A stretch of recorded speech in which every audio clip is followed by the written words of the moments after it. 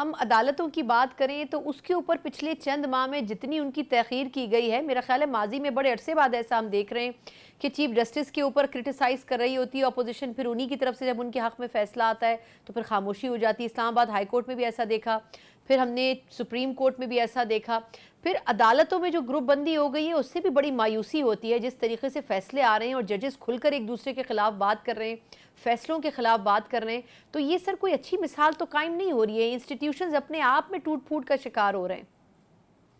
دیکھیں، جہاں تک عدالتوں کا تعلق ہے، عدالتوں سے جب فیصلے آتے ہیں تو اس کے نتیجے میں ان پہ اعتراض بھی ہوتا ہے، جس کے حق میں ہوتا ہے وہ اس کو ایکسیپٹ بھی کرتا ہے، جس کے خلاف ہوتا ہے، اور عدالتیں اس چیز کی اجازت بھی دیتی ہیں۔ وہ یہ نہیں کہتے کہ ہم نے فیصلہ کر دیا اب کوئی نہیں بولے گا، بول سکتے ہیں۔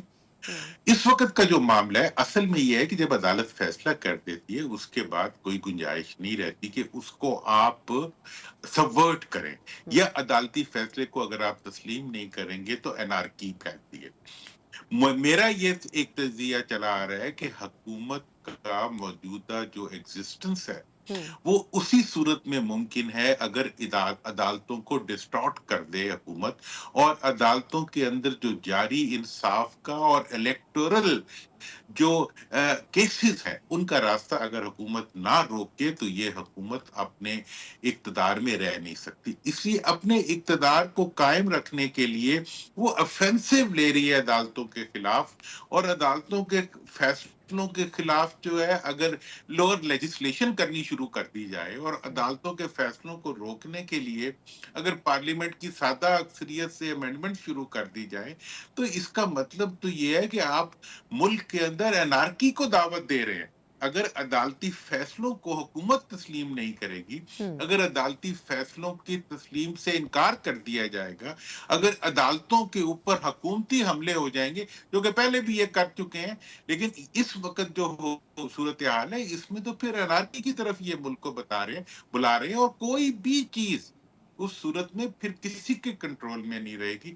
اب یہ سمجھایا ہی جا سکتا ہے، مفاہمت کی بات کی جا سکتی ہے، آپس میں ایک دوسرے کے ساتھ مل بیٹھ کے مسئلوں کو حل کرنے کی بات کی جا سکتی ہے، لیکن مجھے نہیں لگتا، مجھے تو ایسے لگتا ہے گونگی، بہری، بینائی سے محروم، ٹھیک ہے جی، احساس سے محروم، دل سے محروم ایک حکومت ہے جو اس وقت ملک کے اندر الل ٹپ آگتی جا رہی ہے، اور عوام کی امیدوں اور عوام کی زندگیوں اور عوام کا جو ملک ہے اس کے مفادات کے اوپر سے یہ ایسے گزر رہے ہیں جیسے دشمن کی فوجیں گزرا کرتی ہیں اپنی کسی مخالف فوج کے اوپر سے۔ درست۔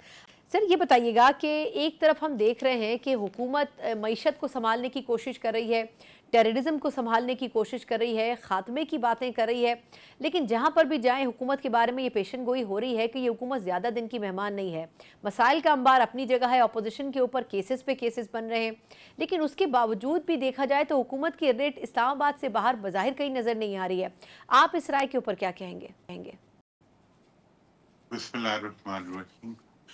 جہاں تک حکومت کا تعلق ہے، اصل میں حکومت کی اپنی جو لیجٹمیسی ہے وہ خود نہیں ہے۔ اب حکومت اپنی سوچ میں، اپنی نظر میں خود اپنی وقت نہیں رکھتی، چونکہ ان کا اقتدار میں ہونا آج عوام کے ووٹ کی وجہ سے نہیں ہے بلکہ عوام کے ووٹ کو ڈسٹارٹ کرنے کی وجہ سے۔ انہوں نے عوام کا مینڈیٹ نہیں حاصل کیا بلکہ عوام کے مینڈیٹ کو چرایا ہے۔ ان تمام وجوہات کی بنیاد کے اوپر حکومت اس وقت خود اپنی نظر میں ہی ایک غیر قانونی اور غیر منتخب حکومت ہے، اور اس سے آگے بڑھتے ہوئے اگر آپ ماضی کی تناظر میں دیکھیں اور حکمرانوں کی پرفارمنس کی نظر سے دیکھیں تو پاکستان میں یہ افسوسناک بات یہ ہے کہ حکمران تو کامیاب ہیں، ٹھیک ہے جی، لیکن ملک ناکام ہے۔ حکمران جو ہے وہ اپنی ذاتی مفادات اور ذاتی اختیار اور ذاتی اقتدار کے لیے تو اپنے آپ کو کامیاب تصور کرتے ہیں، لیکن اس کے نتیجے میں عوام جو ہیں وہ لٹ پٹ گئے ہیں۔ ملک کا ہر ادارہ اس وقت جو ہے انحطاط کا شکار ہے، بلکہ حقیقت آپ نے بہت خوبصورت بات کی کہ اسلام آباد سے باہر تو کہیں حکومت نہیں نظر آتی۔ مجھے تو اگر سچ پوچھو تو اسلام آباد میں بھی نظر نہیں آتی۔ मैं तो समझता हूँ कि ये सिर्फ और सिर्फ शायद प्रेसिडेंट हाउस और प्राइम मिनिस्टर हाउस के अंदर हुकूमत मौजूद है। बाकी तो हर जगह अभी रोज ही आप देखें कंटेनर लग के इस्लामाबाद का हर ऐसे रास्ता ही बंद हुआ होता बिल्कुल ऐसे ही है। मसला ये भी है ना कि अपोजिशन को सरवाइव करने के लिए जो ग्राउंड मिलना चाहिए वो भी नहीं मिलता। अगर अपोजिशन की जमातें एहतजाज की बात करती हैं, जलसे की बात करती हैं, तो उसकी भी इजाज़त नहीं दी जाती। तो कोई भी जमात जब हुकूमत में आती है वो भी यही करती है, मुस्लिम लीग नून भी यही कर रही है। आपके ख्याल में एक तो पीटीआई से जो गलतियां सरजद हुई यकीनन वो संगीन हैं, लेकिन क्या बहैसियत अपोजिशन की जमात के जो सलूक उनके साथ किया जा रहा है वो भी दुरुस्त रवैया है? मुस्लिम लीग नून की मजबूरी क्या है? अगर उनको लगता है कि फॉर्म 47 पे बने होने का इल्ज़ाम उनके ऊपर है तो छोड़ दें, पाकिस्तान तहरीक इंसाफ को मौका दे दें। देखिए, बहुत सिंपल आपने बात की है और बहुत लेजिटिमेट बात है। मैं तो आपको पता है इलेक्शन के दिन से नहीं, इलेक्शन का प्रोसेस शुरू होने के दिन से मैं ये कह रहा हूँ कि इस वक़्त रिकंसिलिएशन की ज़रूरत है, आपस में मिल-जुल मैंने तो नेशनल यूनिटी गवर्नमेंट बिल्कुल की कहा भी था। बात की।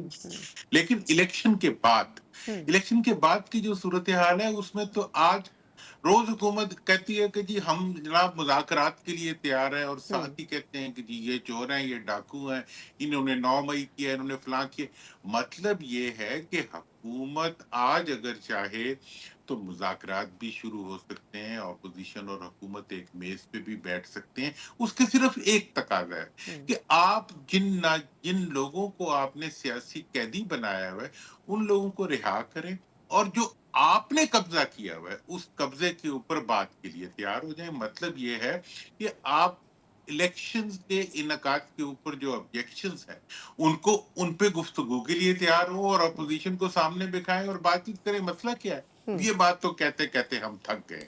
लेकिन हकीकत ये है कि हुकूमत जो है वो सिर्फ एक चीज पे यकीन रखती है कि किसी भी सूरत में उनकी हुक्मरानी और कायम उनका रहे। इकतदार जो है कायम वो रहे। कायम रहे। बिल्कुल। हुँ, मुल्क का क्या हो ये उनकी कोई हुँ। कंसर्न नहीं है। मुल्क वो किसी थानेदार के हवाले भी करने के लिए तैयार है। बिल्कुल।